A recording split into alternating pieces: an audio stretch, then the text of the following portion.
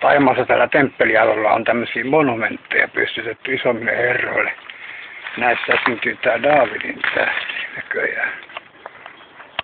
Täällä Thaimaassa tässä temppelialueella näitä on paljon näitä monumentteja isommille kuolleille herroille tuossa. Näköjään nainenkin. Näissä syntyy tää Daavidin tähti aika yleisesti. Tässä on aika iso. Tässä on tommonen kolmio. Ja Daavidin tähtikin näissäkin on näköjään. Joku tuon äskettäin kukki ja siellä on Henkilön ja Daavidin tähti taas. Näitä on paljon näitä monumentteja täällä, todella paljon. Ja näissä kaikissa on tää Daavidin tähti näköjään. Tossa on syntymäaika ja kuolinaika.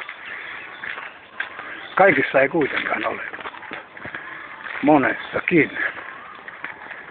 Tossakin Daavidin tähti esiintyy. Näitä on todella paljon täällä. Luultavasti isompia herroja, jotka on saanut tämmöisen muistomonumentin itselleen.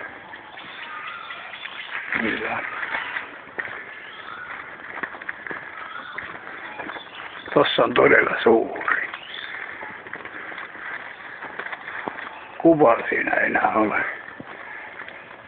Daavidin tähti kuitenkin yleensä kaikissa.